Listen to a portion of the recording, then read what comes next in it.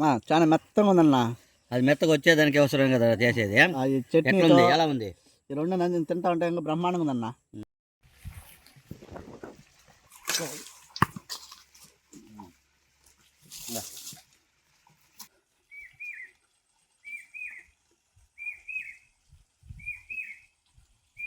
అందరికీ నమస్కారం.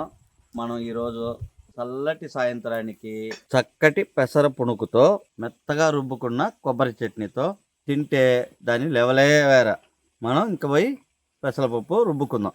ఆల్రెడీ 2 గంటలకు ముందుగా నానబెట్టిన పప్పు బాగా నాని రెడీ అయిపోయింది. మనం పోయి ఇంక రుబ్బుకుందాం. మన పెసర పుణుకులకి మనం కొబ్బరి చట్నీ చేసుకోబోతాం. దానికి కావాల్సిన వస్తువులు: కొబ్బరి, వెల్లుల్లి, అల్లం, కొత్తమల్లి, పచ్చిమిరపకాయలు, శనగలు. ఇవన్నీ వేసి బాగా మెత్తగా రుబ్బుకుందాం.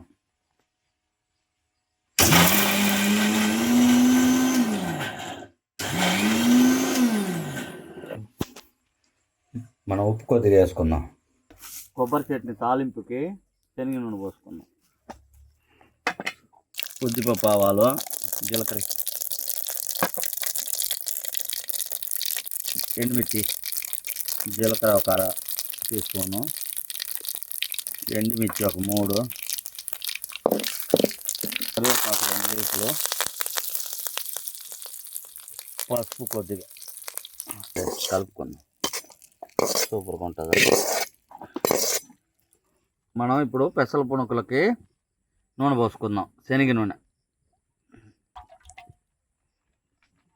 అల్లం, పచ్చిమిర్చి నైస్గా రుబ్బుకునింది వేసి కలుపుకుందాం బాగా. మన బేకింగ్ సోడా కొద్దిగా వేసుకుందాం. సాల్ట్ కొద్దిగా వేసుకుందాం. మన జీలకర్ర వేసుకుందాం.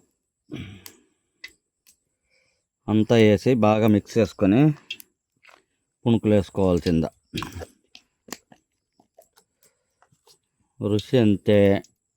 మన పుణుకులు అదిరిపోవాలి. మరి మన పుణుకులు వేసుకుందాము. బాగా పుణుకులు పైకి లేసినాయంటే మెత్తగా వస్తాయి.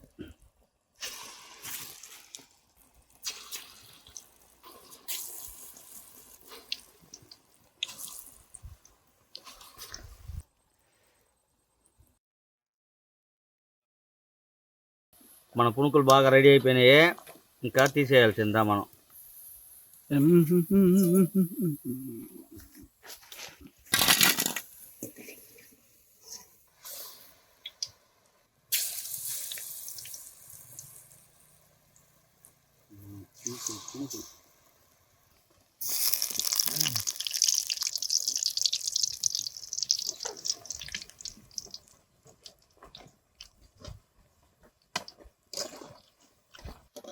మన పెసల పుణుకు బాగా మంచి కలర్ వచ్చేసింది. అంతేదా, బాగా రెడీ అయిపోయింది. ఇంకా తీసేద్దాం.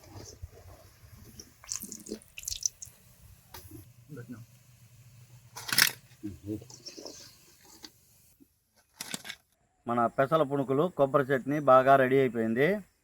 ఎలా ఉందో తిని చూసి చెప్దాం.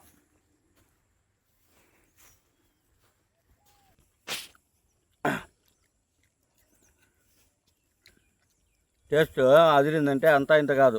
మన పెసల పుణుకులు కొబ్బరి చట్నీ అంతా ఇంత కాదు, బ్రహ్మాండంగా ఉంది. వేరే డిలే ఎట్టుంది తిని చూడు, చెప్పు. అబ్బా, స్మెల్ అదిరిపోయిందా. చట్నీ చూడు, ఇంకా బ్రహ్మాండంగా అదిరిపోతుంది. అయ్యో, ఎత్తుకొని తింటే అబ్బా చేసినా ఎట్టుందా? బ్రహ్మాండంగా. ఇంతకుముందు ఎప్పుడైనా తిని ఉండవు మరి నువ్వా? ఫస్ట్ టైం ఇదేనా? ఫస్ట్ టైమా? మన కొబ్బరి చట్నీ దీంట్లో ఎందుకు తెలుసు ఇంత టేస్ట్గా ఉండేది చెప్పనా?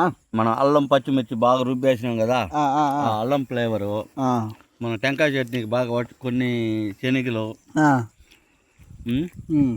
టెంకాయ వేసి రుబ్బి బాగా టేస్ట్గా ఉంది. టేస్ట్ అంటే అంతా ఇంత కాదు. నువ్వు చెప్పాలి దీని. బ్రహ్మాండంగా ఉందన్నా.